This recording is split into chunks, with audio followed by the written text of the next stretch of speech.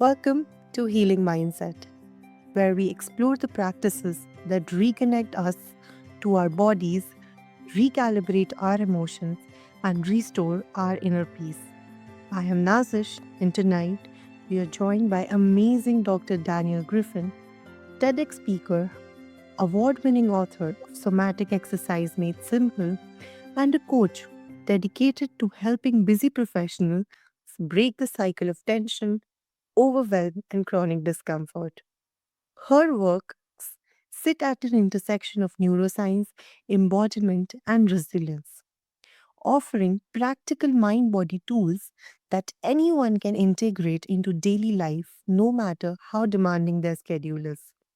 This conversation is about reclaiming your body, resettling your nervous system, and discovering how somatic exercise can transform the way you move, stress, and pain.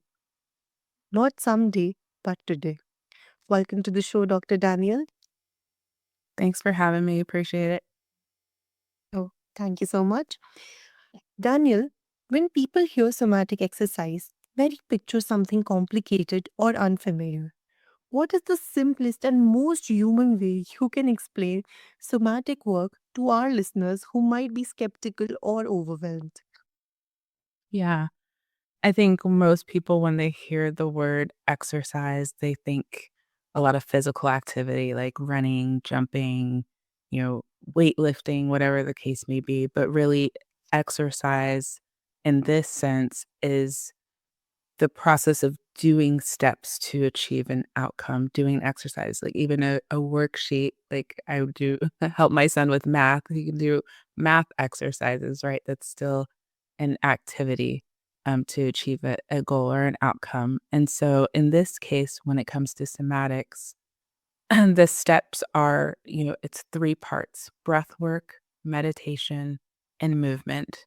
And so the movement is generally mobility based, and using the somatics, it allows a person to develop a sense of awareness within their own body, their mental, physical being, developing that presence and awareness to have a better understanding of specifically what their body needs.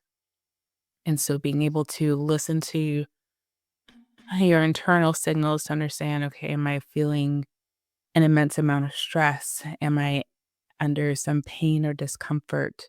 Where is this tension coming from? And really being able to understand and sense how you're feeling so that you can do the, the exercises and the breath work and the movement to release that pain, tension, discomfort, lowering stress, anxiety levels, whatever the case may be. And so it really becomes a personalized practice. I love how approachable you made that. Like, suddenly, somatic works feels human, not clinical or intimidating. Right, And exactly. yeah, so have you ever witnessed a breakthrough with someone who doubted it, like a moment that even surprised you? Um, the the biggest breakthrough is my mother. And she's still honestly a work in progress, because, just she being an elderly woman has a lot of mindset work to do, so to speak, in terms of having preconceived notions about healthcare, about, seeing physicians to have issues addressed, as well as just having, or not having the experience of having that awareness of her body and being able to articulate how she feels and what she needs. And so it really wasn't until she started, at least giving a try. And it honestly has taken her quite some time. So to do this, the hardest people to work with are always your family, your immediate family. But, um, to start really feeling like, oh, like I'm starting to understand how I feel. She's had chronic, back pain from prior injuries. She has shoulder issues. Um, but she historically has just told her doctor it hurts. Like she'll point to an area and it hurts. There's not a good range. She hate to use this expression, but when we about pain, we usually talk about a range and people's tolerance for pain. Excuse me, but for her, there's no difference, historically in her pain and like how to articulate it. And so she constantly go to the doctor trying to figure out what's wrong and seek help, but it's been this constant like back and forth sending her to different physicians and specialists and all those things. But it really wasn't until she was able to take some time to really pay attention to where she was feeling the pain and how she was feeling that pain discomfort, really being articulate, is it discomfort or is it pain? And, and that's where, when you are seeking medical help, they do need to better understand how that, pain versus discomfort is impacting you because that helps with the diagnosis so you can get treated appropriately. Um, and it wasn't until fairly recently where she's able to really start doing that and actually starting to get, more impactful help and treatment as well as, just working with her to do some of the movements more consistently. And so when she starts to say, "Oh, I can do these things on my own. I don't have to always go to the physical therapist because I'm not communicating properly to the physical therapist. They're not having me do the right exercises and things still hurt, or I'm coming back from physical therapy still hurting, but what is that hurting? Is it actually just you building some of the muscles and working on your mobility and movement, but that's different than the actual injury hurting that you went through, and so being able to differentiate those, like I said, that discomfort. So, That is something really motivating. And then the best part is that it was your mom. So maybe working on her must have been an amazing journey for you as well. um, challenging.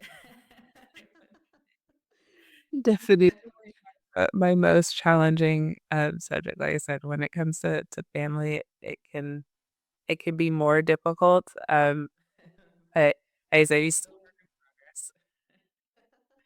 That is good. So the like you were talking about pain and chronic stress right now. So chronic stress and pain often reinforce one another, almost like a loop. Which somatic principle do you believe breaks this cycle most effectively? Really the consistency, when we're under that chronic stress state, that in itself is hard to break, right? We're especially when we're high achieving individuals, we just kind of keep trying to keep the momentum, if we're in a professional career, oftentimes there's that fear like if I stop or if I take a break or a step back, I'm going to lose opportunities. Somebody else is going to come up behind me and take the opportunities, all this work that I put in, I'm going to lose it. And so there's always the temptation to continue to do more, continue to push, even when your body starts to send that signal, I need a break. I am coming to a point where I can't do more. Um, and it results in, like, emotional reactivity, loss of sleep, other chronic illnesses, um, and it starts to live in the body, that the pain manifests in our neck or shoulders or backs, um, and like I said, we just often will become more emotionally reactive, damaging, our relationships, and so I like to remind professionals, especially that I work with, that, you don't necessarily have to stop the work that you're doing. When you're doing somatic practices, it's simple. It only takes a few minutes a day, and it can give you that stress relief that you need so that you can continue to do the great work that you're doing. Um, but do understand that sometimes, the body will still genuinely need a break. And that's where some of the mindset work comes in that I do. Um, but excuse me, the meditations, the hypnotherapy, so that people can find the rest that they need and not have that fear of loss, loss of opportunity, not necessarily people loss in terms of grief, but the fear of losing their job or, whatever, um, is stressing them out essentially. And so helping them see that there's still a future for them, a professional career, a professional future for them, even if they take this break. So, That is very insightful and something that maybe I never knew. If like many of our listeners would also not be aware about how these things work. Something beautiful and very insightful, to be really honest. So, how did you first discover the connection between emotional overload and physical tension in your own journey? yeah, it was really it's kind of funny story, but my husband approached me one morning, when I woke up a couple years ago now. We had come out of COVID, so to speak.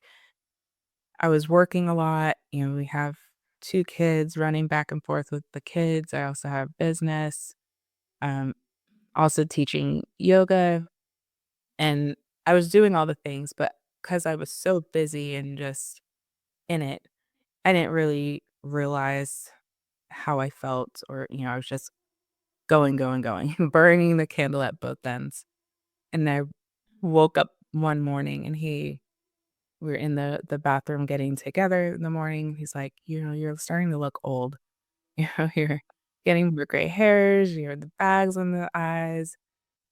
And, I kind of was just looking in the mirror, like, what do you mean? I'm looking old. I wasn't even 40 yet.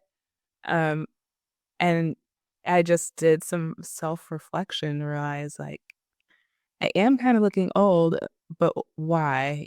Well, I'm really not sleeping. I'm really stressed from work and my business and trying to make things happen. And it wasn't until I talked to, like, another career coach, and she's like, "If you're doing all the things, you're doing what you need to do to make things happen for you professionally or for your career, for your family, um, it's going to happen." Just the things will come, the money will come, like, you don't have to kill yourself to continue to make it work, like, you've checked all the boxes, and it was really that kind of moment of clarity, like, she's right, like, I am doing all these things, and I know, in my heart what I want and what's meant for me, and I'm doing the things to get there. So why am I stressing out about making sure everything happens and kind of micromanaging? And so it kind of led me down this rabbit hole, if you will, of wellness and mental health. And so when I came across, not only somatic exercise, but hypnotherapy, just like kind of that statement that she made, it was really a mindset statement, but with hypnotherapy, it just goes deeper, like really transforming not just my mindset, but, just really how I operate and how I view my life as a whole. And that's when I could start to relieve some of my stress and start to offload things. I was able to still be productive because I found other ways to be productive without killing myself in the process. And so just it kind of opened up my mind that I don't have to continue to live in this format, right? This way of life where I'm just doing everything all the time, helping everyone all the time. There's other ways to do it where I can still live a happy, healthy life. That is absolutely correct.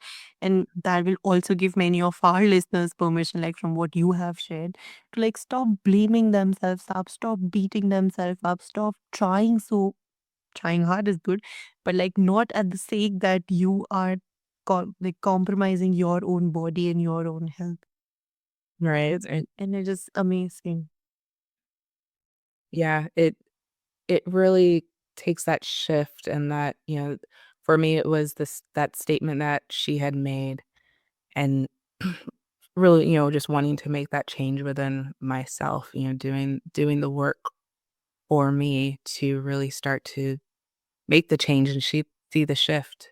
And really within about 30 days of consistent practice, I started to feel better. People around me started to notice a difference, especially because I was, you know, not necessarily doing as much, but they would still see me, flourishing, like still see me, I'd post online things I was doing or accomplishing. But like, my time was freed up. I was mentally and emotionally still there for my friends and family, things like that. So, So, can you like share how can somatic exercise help people tune back in without feeling like they're slowing down or losing momentum? So, like many high achievers who suppress physical cues to stay productive. So, how can somatic exercise help them tune back in without feeling like they're slowing down or losing momentum?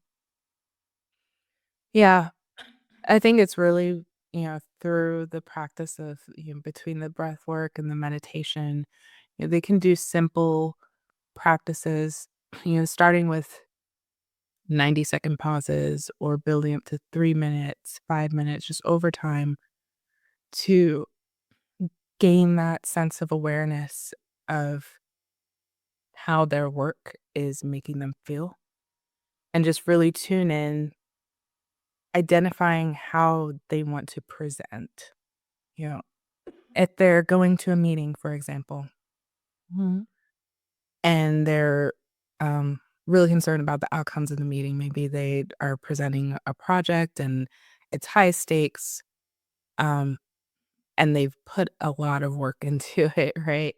They can take a few moments prior to the meeting to really center, focus on, not just like the presentation itself, because they probably already invested a lot of time preparing for the presentation, but focus on how they want to feel, the flow, the the emotion, the passion that they have behind it, and just really starting to embody that. And that will start to present and project that energy into the room or even if it's a video call.